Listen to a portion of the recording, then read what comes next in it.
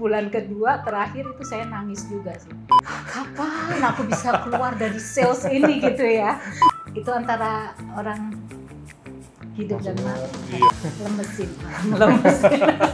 Halo semuanya, welcome to Creators Mind.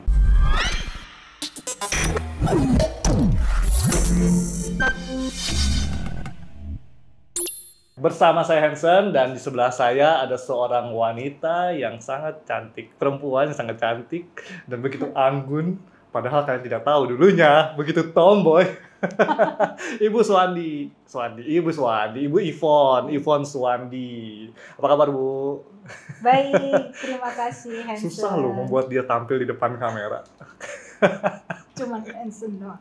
Aduh, sampai suaranya hilang loh. Bu Ivon, kita kenal waktu itu Ibu sebagai salah satu narasumber video ya. Kita lagi syuting video, Ibu sebagai narasumbernya. Dan dari situ kita menjadi saudara-saudari. Iya, saudara-saudari. Menjadi sibling. Ya. Iya, ini walaupun kelihatannya Bu Ivon ini jiwanya muda banget. Dan walaupun di sini kalau kita lihat kan dia orangnya kayak anggun, kayak feminim, tapi dulunya dia ini seorang petualang. Sampai sekarang ya? Kok dulunya sih? Enggak. Emang sekarang pun juga seperti itu. Sampai sekarang ya? Iya. Iya, makanya muda mulu mukanya. Nah, Bu Ivon ini dikenal sebagai seorang GM dari Permata Hijau Suites, ya kan? Salah satu apartemen yang istimewa, yang lumayan eksklusif, luxury di Permata Hijau. Dan kalian mungkin nggak tahu, dulunya Bu Ivon ini juga adalah seorang fotografer. Ya, seorang fotografer pas saya lagi living at Vietnam ya. Di Vietnam, berapa tahun di Vietnam, Bu? Hampir 8 tahun. Hampir 8 tahun, lama sekali. Nah, mungkin sebelumnya Bu, sebelum dari fotografer itu, apa emang udah bekerja di bidang kreatif seperti itu? Iya, kalau ditarik belakang lagi sebelum as a photographer, saya seorang profesional di Agung Sedayu Group. Agung Sedayu, Ya. profesional sebagai apa, Bu? Waktu itu jabatan terakhir as a General Manager Advertising and Promotion Oh, oke. untuk corporate ya, Hmm. Agung Sedayu Group. Oh, berarti latar belakangnya seorang GM juga dong. Ya, Kuliahnya apa, Bu? Kuliahnya arsitek. Arsitek. Kuliah arsitek tapi bisa jadi GM. Tapi Iya. step by step-nya gimana, Bu? Maksudnya dari kuliah arsitek, Uh-uh. sempat kerja di bidang arsitek dulu atau langsung jadi GM? Nggak mungkin dong. Nggak mungkin kan? Iya, gimana Bu masih latar belakangnya? Iya, itu ceritanya cukup panjang tuh. Gak apa-apa, kita ada 5 jam di sini. Aduh, dikulitin ya. Jadi, waktu dulu saya kuliah memang di arsitektur. Setelah lulus, saya kerja sebagai arsitektur di kantor konsultan ya, arsitektur dan interior. Oke. Kemudian tahun 97-98 kita nggak pernah tahu Indonesia pada saat itu terimbas ekonomi global ya, krisis moneter. Krisis global ya. Betul. Nah itu yang merubah destiny saya. Oh. Dari seorang desainer, tiba-tiba saya harus loncat. Berarti dulu impiannya mau jadi arsitek? Iya, pengennya jadi arsitek. Karena hal seperti itu berubah, ganti haluan. Karena pada saat itu sempat riot ya. Iya. Jadi arsitektur dan interior itu sempat terimbas. Kena juga? Kena lah. Ya yang waktu itu orang yang kaya-kaya, yang sultan-sultan udah pada cabut ke luar negeri. Iya, ya kan? Yang tertinggal yang nggak sultan. Jadi harus survive ya. Nah pada saat itu juga saya harus merelakan cita-cita saya yang jadi seorang arsitektur untuk ngelamar di yang bukan bidangnya. Apa? Satu di marketing dan satu lagi masih tetap sih sebenarnya di teknik. Waktu itu saya ngelamar di Duta Pertiwi. 2 tuh. Teknik maksudnya teknik sipil? Enggak, teknik arsitektur. Oh, arsitek sih. Iya. Jadi ya nggak apa-apa lah, jadi tukang gambar juga nggak apa-apa gitu ya. Tapi ternyata saya diteleponin saat itu 1 hari 2 interview. Oh, langsung dapat 2 interview. Jadi yang pertama itu di interview sebagai sales. Padahal pemikiran saya pengennya jadi marketing and sales kan beda gitu. Lalu panggilan kedua datang dari teknik gitu. Terus namanya juga anak baru lulus, baru kerja ya. Pas di telepon di sana, saya bilang, wah saya baru aja pulang dari yang satunya lagi. Terus suara di seberang sana bilang begini, dari bagian mana? Dari bagian sales. Tapi saya sih tetap karena background saya teknik arsitektur, ya saya maunya masuk ke teknik. Gitu. Terus suara di seberang sana bilang begini lagi, oh ya sudah kamu tetap aja di sana. Loh, jangan begitu dong. Aku kan cuma salah ngomong nih gitu ya. Terus saya bilang begini, kenapa Bu? Kan saya backgroundnya dan saya nggak pernah punya pengalaman menjual loh gitu ya. Terus iya Bu, karena kami tidak ingin istilahnya membajak kandidat orang lain. Oh. Iya gitu. Jadi gegara itu nasib saya akhirnya jadi masuk ke sales. Iya. Nah itu kita mulai dari nol lagi gitu kan. Oh, sales ya.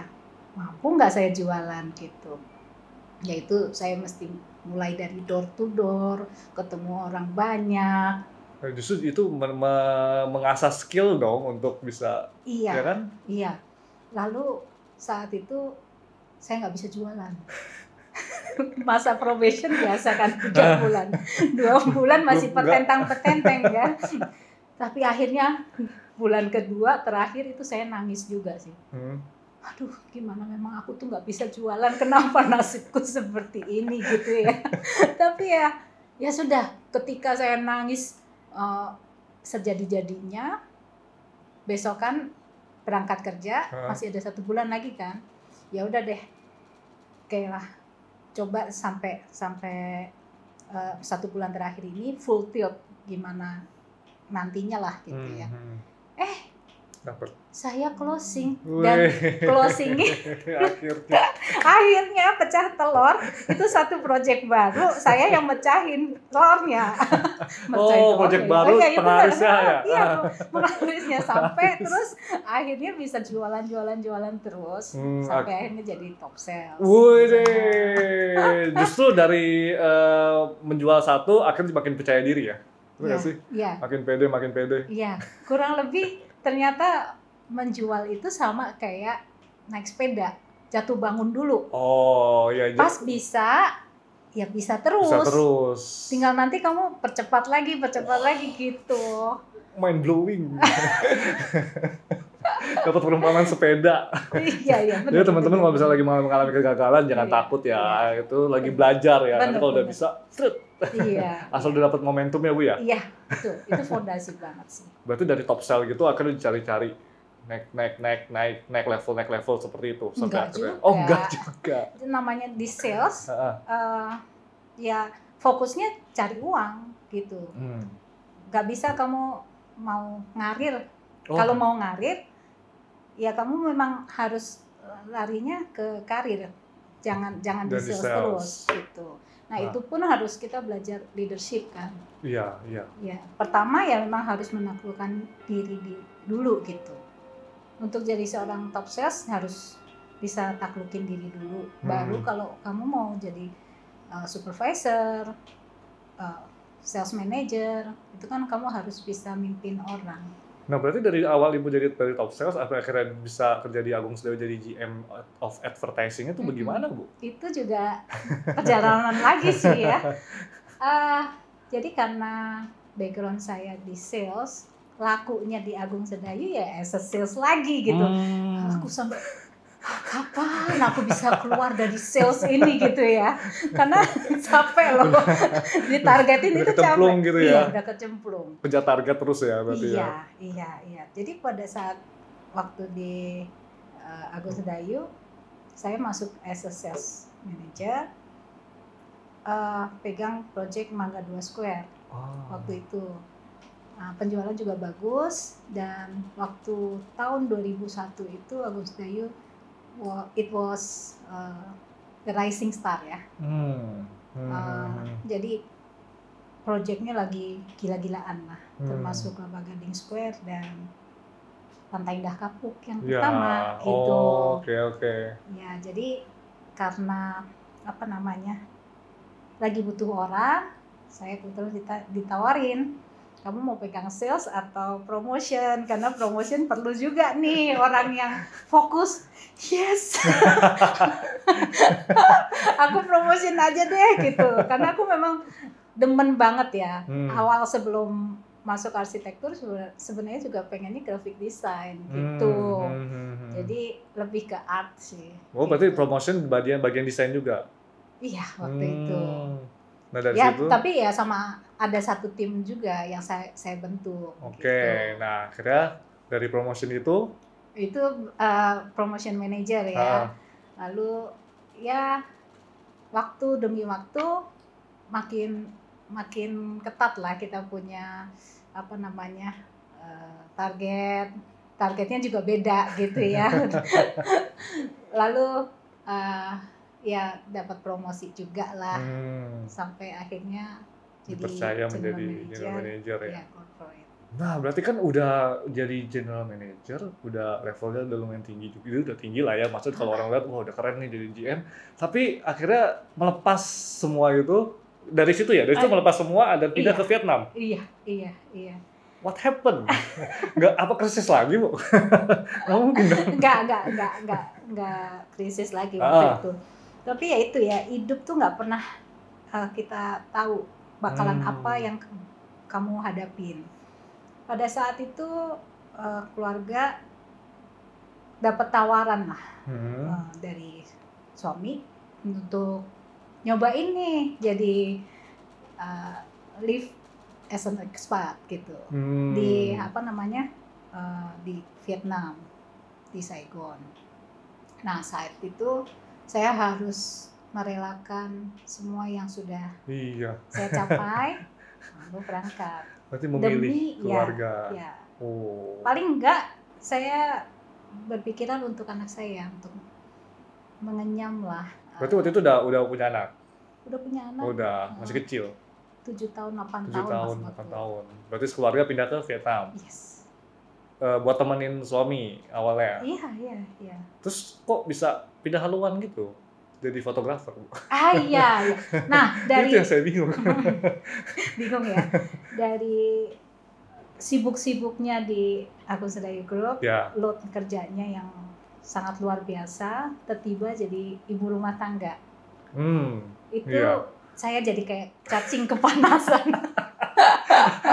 Cacing kepanasan. Aduh, kayaknya berdosa banget.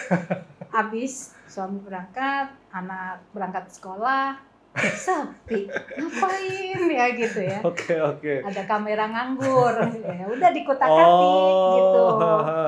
Kotak-katik, belajar, sampai akhirnya saya memberanikan diri. Foto keliling. Foto keliling? Iya dong. Oke, foto keliling maksudnya kayak gimana? Maksudnya jalan-jalan fotoin orang gitu? Ya, pertama keliling-keliling, belajar. Iseng-iseng dulu. Oke. Sampai akhirnya dapat tawaran, kamu mau nggak motretin anak saya? Nah, itu dapat dari mana? Dari teman? Dari teman. Teman-teman diaspora Indonesia kan juga banyak di sana. Yang mixed marriage juga banyak. Jadi mulai dari sana sih. Sampai akhirnya saya bisa punya mini studio. Widih, mini studio. Saya aja belum. Ya, jadi dari word to mouth lah. Word to mouth. Berarti itu belajarnya otodidak? Otodidak. Bener-bener otodidak? Ya. Nggak ada ikut sekolah, workshop gitu-gitu? Ada. Sempat ada? Ada, dan sering lihat di internet aja sih. di YouTube ya. Oh, ternyata ibu gaul juga ya, bisa lihat di YouTube. Ya nggak sampai gaptek banget sih gitu. Oke. Sebagai fotografer berarti 8 tahun ya? 8 tahun. 8 tahun. Iya. Itu udah sampai, maksudnya mendapatkan apa nggak sih Bu, masih sebagai seorang fotografer, meraih sesuatu nggak Bu? Penghargaan? Penghargaan enggak, cuman yang paling membanggakan adalah ketika saya diminta oleh KJRI sebagai KJRI itu? Konsulat Jenderal Indonesia di Ho Chi Minh City. Nah, saya diminta sebagai official fotografernya untuk memotret atau mengabadikan momen-momen bilateral Vietnam-Indonesia. Nah itu luar biasa sih, itu dipercayakan ya sebagai putra-putri Indonesia gitu ya di luar negeri masih bisa berkarya. Nah, itu kesempatan yang sangat langka. Lalu dari Ibu Konjen juga waktu itu Ibu Lita ya memprakarsai foto wanita Indonesia yang kayak Ibu Dharma Wanita gitu loh. Nah, yang di Vietnam kita berpenampilan layaknya orang Indonesia gitu, pakai kebaya, apa segala macam. Pakai baju adat. Pakai baju adat gitu. Nah, itu iya seru. Nah, di situ rasa nasionalitas kita bangga lah. Bangkit gitu loh. Makanya dibawa ke PHS. Iya benar juga. Ada kaitannya sih gitu. Jadi foto-foto itu diabadikan di sebuah majalah yang adanya di kedutaan-kedutaan kedutaan Indonesia di seluruh dunia gitu. Berarti foto-foto ibu semua ada di majalah-majalah semua? Ada. Wow, ternyata Bu Iva ini terkenal. Terkenal enggak. Mendingan di background aja. Tetep ya, dia mau di belakang ya. Bu, ada nggak foto yang paling berkesan selama jadi fotografer? Maksudnya pernah nggak yang paling berkesan buat ibu fotoin apa gitu? Fotoin apa? Jadi di Vietnam fotografi saya startnya sebenarnya dari baby, kids, and family fotografi. Baby, kids, and family. Oh, keluarga berarti. Iya, dari apa? Fotoin bayi dong. Iya. Newborn. Newborn juga. Wow. Saya tidak pernah nyangka juga sampai orang yang mau wafat. Dia ambil momen itu sebagai momen terakhir untuk didedikasikan ke anaknya gitu. Nah itu benar-benar menyentuh banget karena saat pemotretan beliau sudah kanker stadium 4, kanker usus besar.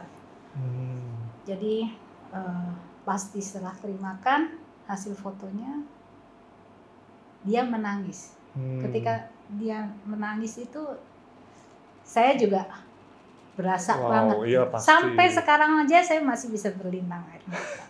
Iya. Itu antara orang hidup dan mati kan. Iya. Terus dan Ibu Ivan juga mengambil bagian dalam momen berharga dia juga itu kayak wow gitu ya. Iya, sangat. Aduh, jadi sedih. Fotonya berarti anaknya masih kecil berarti? Anaknya masih kecil waktu itu 7 tahun, 8 tahun. Dan beliau ini orang Thailand sebenarnya. Jadi ketika dia sakit di stadium 4, dia hanya bisa minum air susu di sebuah sendok teh aja. Cuma 4 sendok dalam sehari bisa masuk.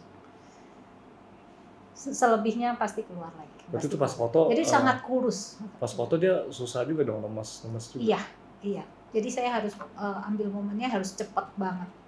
Dan momen itu benar-benar natural, tanpa disangka ya. Ya anak ini umur 7 tahun, 8 tahun bisa makaiin bunga buat maminya. Wow. Nah itu kejepret lah istilahnya ya. Sama momennya ya. Iya, dapat banget. Itu kalau sebagai fotografer sih benar-benar merasa kayak wah berhasil nih capture momen seperti ini, kayak langsung wah kita berasa berhasil gitu ya. Itu ada cerita sendirilah buat diri saya Bener. sendiri. Wah, hebat banget Ivan. Legasi banget itu. Oke Bu, kita kembali lagi ke fotografer Vietnam 8 tahun, terus akhirnya ganti haluan lagi. Ganti haluan lagi ya. Ganti haluan lagi. Iya, saya tuh kalau trace back hidup saya nih banyak surprising-nya gitu ya. Tiap 5 tahun ada aja gitu ya. Udah kayak pemilu. Iya, kayak pemilu bener-bener. Nah, ketika di tahun-tahun terakhir kami harus pulang dan karena ya, suami lagi berarti dipindahin lagi. Ya, habis kontrak lah. Habis kontrak. Jadi kita pulang, again start lagi dari nol lagi gitu, bersih-bersih rumah gitu-gitu lah ya. Terus tiba ada panggilan, Ivon mau kerja enggak? Mau, tapi aku belum sempet bikin CV ku gitu kan, belum memperbaharui CV gitu. Oh ya, nggak apa-apa, udah nanti gampang lah itu. VIP jalur khusus.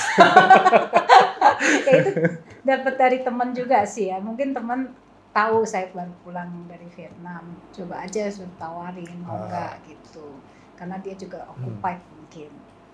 Nah udah pas di interview ya, karena background saya pernah di Agung Sedayu dan beliau juga tahu persis Agung Sedayu, ya langsung diterima gitu. Jadi from scratch saya bergabung di Permata Hijau Suites start dari Januari 2016. Itu pas pulangnya dari Vietnam tanggal berapa? Juli 2015. Jadi Juli, setengah bulan, setengah tahun. Iya, setengah tahun. 6 bulan itu saya persiapin anak-anak sekolah dulu gitu ya.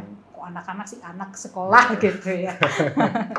Gitu, suami berangkat kerja, ya. Terus kepanasan di rumah. Kepanasan lagi. Enggak sih, enggak sempat kepanasan. Ini belum selesai beberes rumah udah ada telepon ya, itu puji Tuhan banget. Baru akhirnya berkarir lagi sebagai seorang GM lagi. Iya, back to my life career ya. Tapi kalau misalnya saya mau nanya, Ibu lebih suka jadi fotografer atau jadi si karir ini? Semua. Kamu seperti kamu seperti mempertanyakan, Ivon, kamu senang di mana? Paling senang di mana? Itu mempunyai pengalaman yang indah sendiri sih ya. Oh, tiap itu ada kayak pengalamannya. Seperti every season has their own beauty. Gitu ya. Oh, berarti nggak bisa suruh pilih salah satu. Nggak bisa pilih. Tetap. Iya, karena justru setiap hari itu kuncinya bagaimana kita membuat hari itu berkesan. Jadi kumpulan-kumpulan ini nggak bisa sama kayak album foto aja. Ketika kita ini, kamu kan nggak bisa milih. Iya. Kehidupan saya mana yang paling senang. Yang jelas sampai dengan detik ini, I found myself I'm a happy person. Gitu. Itu emang kalau lihat Ivan emang selalu happy gitu.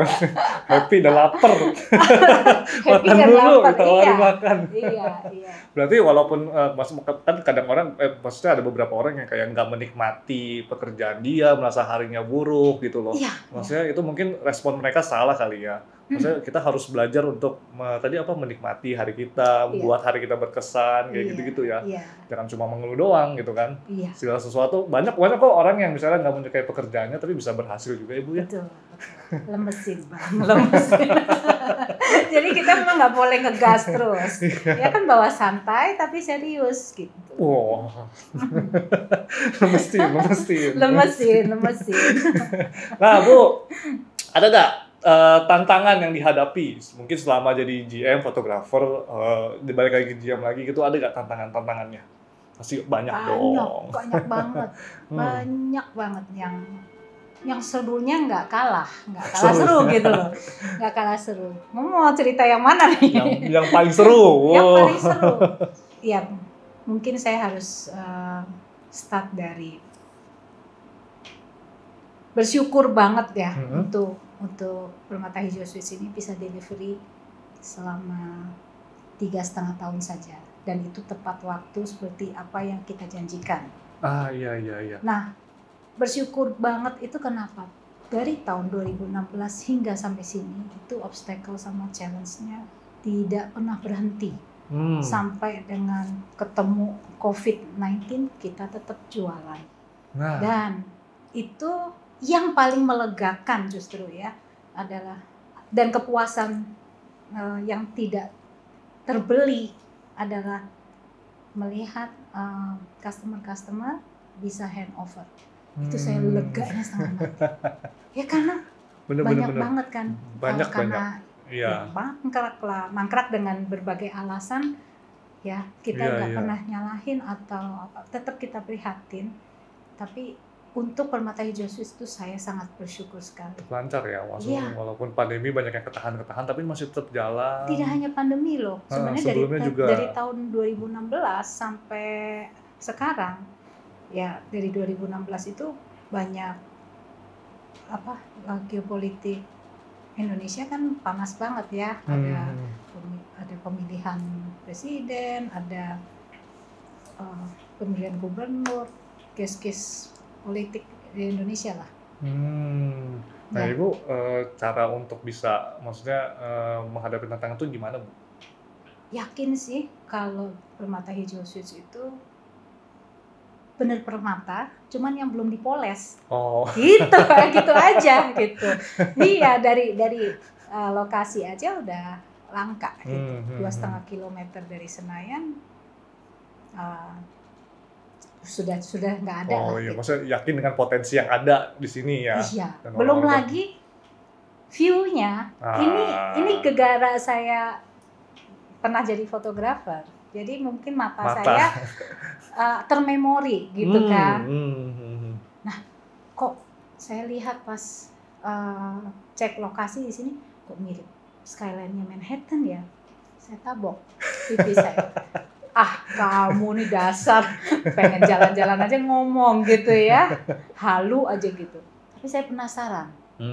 Sorenya saya sampai di rumah saya cek di internet. Fotonya ya. Manhattan skyline kayak apa? Ternyata bener loh. Persis. Mirip banget. Karena kebetulan saya juga kan ada foto yang pas di angle itu gitu ya.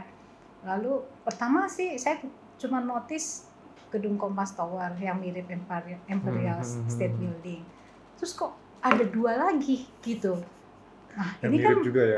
Mirip banget dan posisinya di situ. Mirip juga. Iya. Memang mata fotografer langsung temu. Ini poin plusnya nih. Iya. Istimewanya ya kan. Iya. Berangkat dari situ ya kita maksimalkan terus. Ya.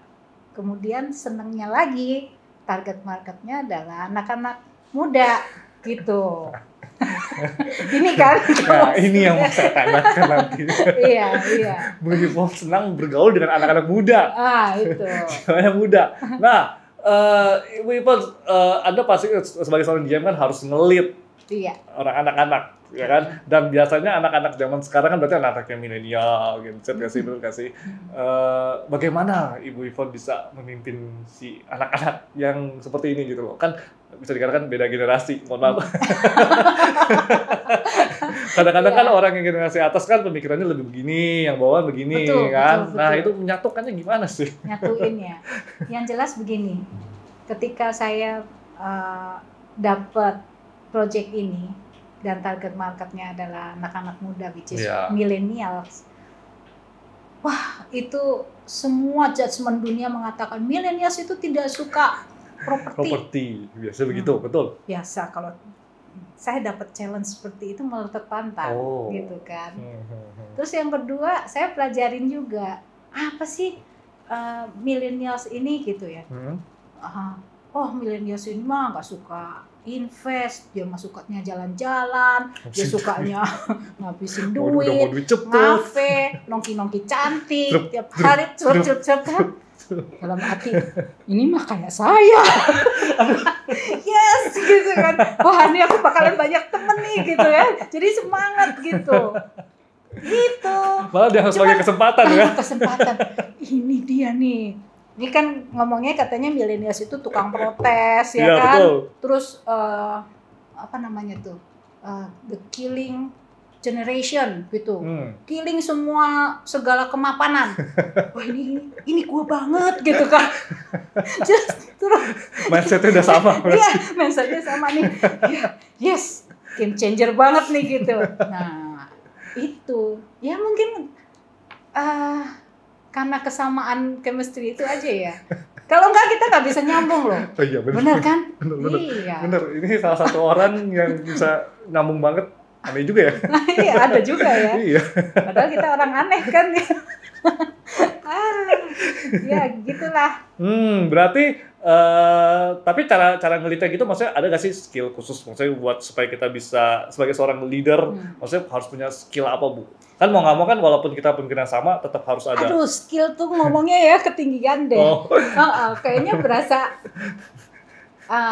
memanipulasi gitu kalau ngomongin skill ya. No lah, pertama kali saya cuman percaya your vibes attract your tribes.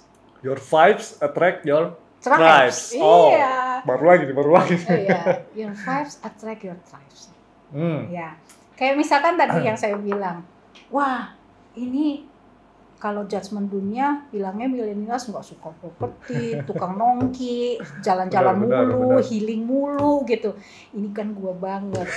Milenials menarik ogut ya harus bisa ini kan. Bener. Iya, berarti kalau misalnya kita udah nganggep pasang tembok dulu malah susah ya? Iya. Tapi itu by nature aja sih. By nature ya. Iya. Berarti ya cemplung aja sama mereka gitu, bergaul sama mereka gitu kan. Iya. Oh, jadi itu caranya teman-teman. Berbaur, harus mau berbaur ya. Jangan udah negative thinking dulu, ya kan? Berbaur pun juga harus murni ya. Ya. Saya sih biasanya bergaul pun juga nggak jualan gitu. Tapi capek, gue juga jualan. Iya kan? Jualan dulu ya. Iya. Lu kalau demen gaya hidup gua ya lu ikut aja gitu ya. Toh ternyata di sini juga orang-orangnya asik-asik gitu. Itu asik-asik ya. Seru-seru ya. Dan banyak ketemu orang baru juga ya Bu di sini ya. Banyak banget. Iya. Diaspora Indonesia dari 14 negara penempatan plus 19 kebangsaan sekarang. Wow, apal mati. Apal mati, iya. Hebat, makanya banyak punya teman dari berbagai macam negara juga. Iya. Wah, itu sih asik gitu sih guys. Oke Bu, lanjut pertanyaan selanjutnya. Banyak bener sih ya. Masih ada 10 jam. 10 jam lagi. Wifon, orang-orang kalau melihat sosok seorang GM itu adalah sebagai sosok yang udah berhasil. Sosok yang udah sukses, banyak orang yang targetnya, wah gue mau jadi seperti dia, gue mau jadi seperti dia. Tapi secara pribadi saya mau nanya nih, Wifon udah berasa sukses belum? Aduh, minum dulu boleh nggak sih? Ini pertanyaan yang berat nih. Kalau ngomongin soal keberhasilan, Wifon. mau tahu maksudnya setelah berbagai pencapaian gitu, maksudnya ada gak sih perasaan? Buat Ivon sendiri ya, itu success is not my destination. Oh, bukan tujuan. Ya, tapi it's a journey. Perjalanan. Jadi setiap hari itu yang tadi saya bilang, saya merasa gagal ketika saya satu hari tidak bisa ketawa. Oke. Ini seperti ini kita bisa ketawa ngakak-ngakak, itu sukses buat saya. Oh iya, be happy. Iya, karena 1 menit ke depan, 1 jam ke depan, sehari kemudian itu bukan milik kita, belum milik kita, belum tentu milik kita maksudnya. Benar. Jadi yang kita punyai ya hari ini, detik ini nih, without condition. Happiness is without condition. Oh, too many information, too many inspiration. Berarti setiap hari kita harus menentukan kesuksesan kita ya dengan cara be happy. Iya, be happy. Kita bagaimana respon kita untuk membuat hari itu menjadi hari yang baik lah, walaupun mungkin terlalu buruk, tapi yang penting kita harus meresponi dengan baik. Ya. Amazing, Wifon. Lanjut. Oke. Nah, tadi kalau kita udah bahas dari awal, Wifon kan ganti-ganti haluan banyak ya. Dari arsitek, Berwarna jadi sekali sih hidup sales, saya. ya, terus diangkat jadi promotion, manager ya, akan jadi GM, terus ubah haluan lagi jadi fotografer, balik lagi jadi GM gitu loh. Ya. GM-nya tapi beda kan? Iya, beda. Ini GM apa ya Bu, kalau di sini? Kalau ya? di sini GM marketing. Oh, marketing. Iya. Akhirnya dapat marketing juga. Itu kumpulan justru. Oh, kumpulan. Oh, dari yang sebelum-sebelumnya. Iya, saya cukup bersyukur banget gitu. Dari awal, dari sales, dari lapangan, saya di tempat, lalu kemudian belajar promotion, lebih kepada communication, ya. Itu semua sales and promotion itu backup banget marketing. Ah iya benar. Bener nggak? Benar. Gitu. Jadi ini lebih kepada praktek sebenarnya sales, lalu promotion. Ya. Jadi gabungin jadi sih ini. Iya. Si marketing. Kalau marketing kan lebih strategi gitu ya. Jadi masa lalu kita ini nggak ada yang sia-sia sebenarnya. Nggak ada sih maksudnya. Connecting the dot. Tuh ini inspirasi. Nanti harus nonton lagi biar inget. Bikin kesimpulannya pusing. Connecting the dot ya. Oke. Nah dari pindah haluan karir itu berarti sebenarnya udah terjawab sih. Maksudnya hal yang harus diperhatikan apa sih? Maksudnya setelah perjalanan Ibu pindah-pindah haluan gitu, Ibu belajar apa gitu? Udah kejawab ya? Kalau belajar sih setiap hari ya. Setiap hari. Justru saya selalu meluangkan waktu entah tiap malam atau pas pagi hari. Apa yang sudah saya lakukan kemarin. Dan hari ini saya nggak boleh bikin kesalahan yang kemarin. Oh, refleksi, gitu. Merefleksikan diri. Ya. Saya paling suka dengan Kaizen filosofi, di mana kita tuh harus menjadi seorang yang lebih baik dibanding kemarin. Become a better person. Iya. Connecting the dot. Lagunya Robin Williams. Iya kan? Iya kayak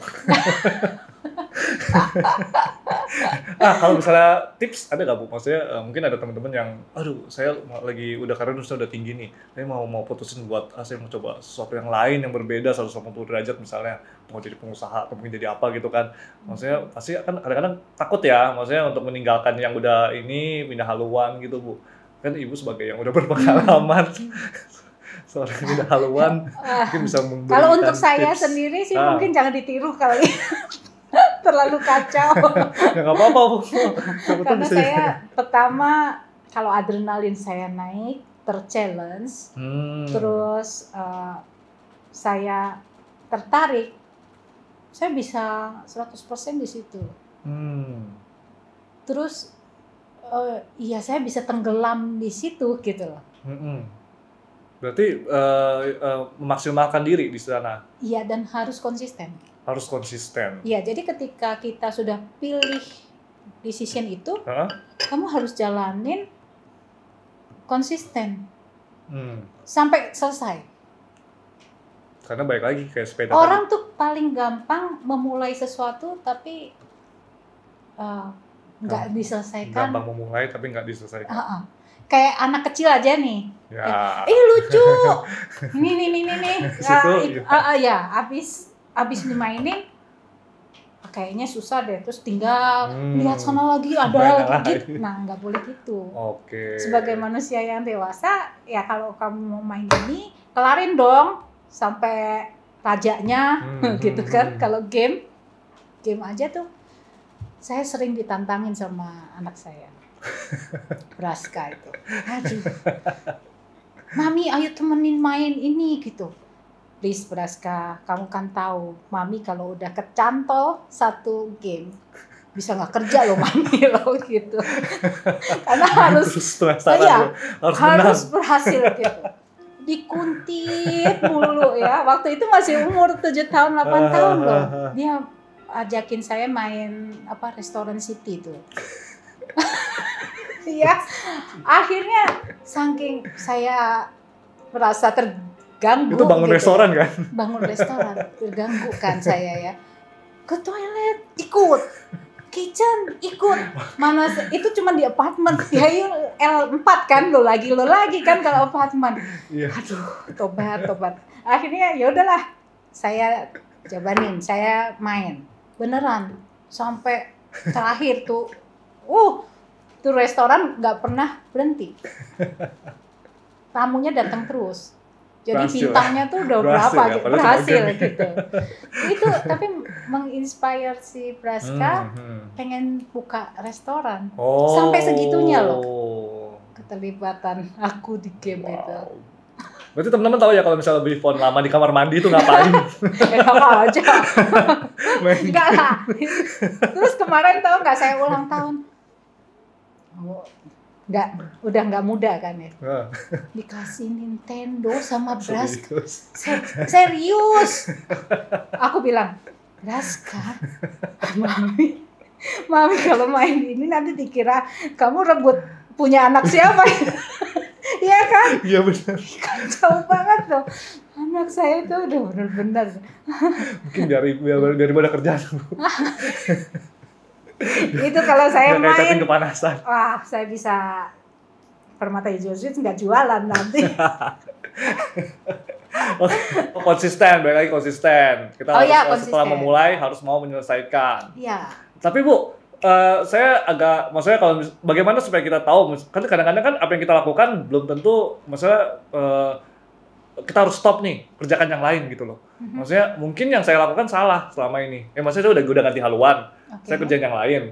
Tapi tiba-tiba saya, kapan sih kita harus tahu kalau kita harus meneruskan ini? Maksudnya udah konsisten, udah kerja keras, tapi maksudnya mentok di situ. Iya, gitu ya? maksudnya kapan kita harus pilih untuk pindah haluan lagi gitu. Mungkin Bifon ada nggak masukan dari seorang perempuan bijaksana? Saya takutnya saya belum pernah ngalamin itu. Soalnya saya selalu berhasil. Selalu berhasil dengan segala challenge sama ini nggak sampai pindah terus saya. Iya, sampai menyerah kan. Justru saya pindah haluan setelah saya berhasil. Setelah saya berhasil dan bosen. Bosen, ya. Saya biasanya berhenti ketika saya sudah bosan. Tapi mungkin kan ada Bu, maksudnya kayak ada program-program yang mungkin Ibu bilang, udahlah ini program jangan lanjutin lagi gitu loh. Ini cara ini salah misalnya gitu. Kalau itu kan beda cerita ya. Siapa tuh bisa disamakan. Enggak lah. Enggak ya. Enggak. Maksudnya kayak merasa ini nggak ada apa solusi gitu loh, apa gimana gitu. Maksudnya solusinya udah dilakukan tapi nggak berhasil misalnya. Itu kan by data ya.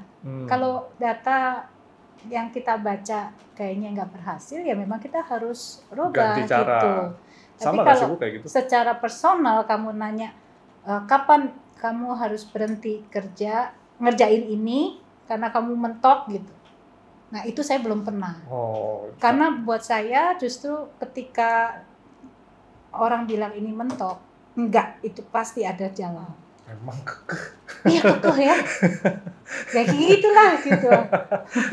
Orang kekeh. Seru justru. Malah tertantang nih, malah kayak aduh gimana nih harus bisa nih gitu ya. Hebat sih. Give me challenge gitu. Cara berpikir seperti ini hebat sih. Kalau nggak ada challenge justru aku kayaknya berasa nggak hidup. Teman-teman yang punya masalah banyak datang ke Bifon. Jangan. Penerima masalah. Orang biro jasa, kalau ini biro solusi. Bifon, pertanyaan terakhir. Creators Mind itu tentang cara kita untuk bisa menjadi lebih positif, kreatif, dan produktif. Dan dari 3 ini, saya melihat 3-tiganya udah ada di Bu Ivon. Seorang yang positif, vibe-nya positif, makanya tribes-nya ketarik semua. Yang muda-muda kesedot dari tua. Enak aja. Ada Bu. Terus emang vampire saya. Kreatif jelas. Kalau misalnya saya fotoin dia, bukannya saya ngarahin dia ngarahin saya. Padahal dia modelnya. Itu masalahnya bukan karena ini ya. Kebiasaan jadi fotografer. Orang belakang layar itu tuh kayak gitu tuh. Gatel aja ya. Tetap ya. Saya tuh sebenarnya kurang menikmati ketika Ya kayak gini, terus terang ya, aku merasa tersiksa, sungguhan, Apa benar. kita siksa di hari ini. Nah terakhir produktif Bu, maksudnya Bu Ivon mah jelas lah kalau saya dari obrolan tadi kan berusaha membuat setiap harinya itu dirinya harus tersenyum, berarti kalau itu udah tandanya udah berhasil gitu, harus happy. Nah maksudnya ada gak sih tips supaya kita bisa menjadi lebih positif, kreatif, and produktif ala Bu Ivon? Positif, Kreatif Kreatif. dan produktif. produktif. Ya kalau pertama kita harus happy dulu. Be happy. Kalau saya nggak happy, Hmm. pasti saya nggak kreatif. Hmm. Bawaannya marah-marah, Hmm. boro-boro produktif, gitu kan? Benar. Berarti harus Iya. enjoy. Harus happy dulu, pokoknya happy dulu. Happy. Ketika kita happy, kita melihat masalah itu justru lebih clear. Oh. Ketika kita hatinya panas, semua juga akan Banyak kabut ya, menghalangi. yang ada ego semua di situ. Hmm. Nah, itu tidak menyelesaikan dengan baik. Nah, setelah hati kita pertama harus kontrol diri dulu lah. Harus bisa mengontrol diri dulu dalam segala kondisi. Emosi Nah, kita, pikiran kita ya. Yes. Iya.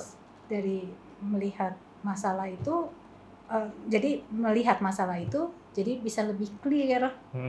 Nah, ketika clear, maka ini solusinya ini. Maka itu disebut orang kreatif. Wow. Benar nggak sih? Iya. Iya kan? Karena menemukan caranya. Solusinya dulu gitu. Iya. Nah, Benar. itu kesimpulannya besarnya, ini orang kreatif. Padahal Iya. enggak sih, awalnya juga harus happy dulu ya. Benar nggak sih? Oh iya. Makanya saya pusing tiap hari karena mengeluh terus. Ide-ide. Orang kayak gini masih bisa ngeluh.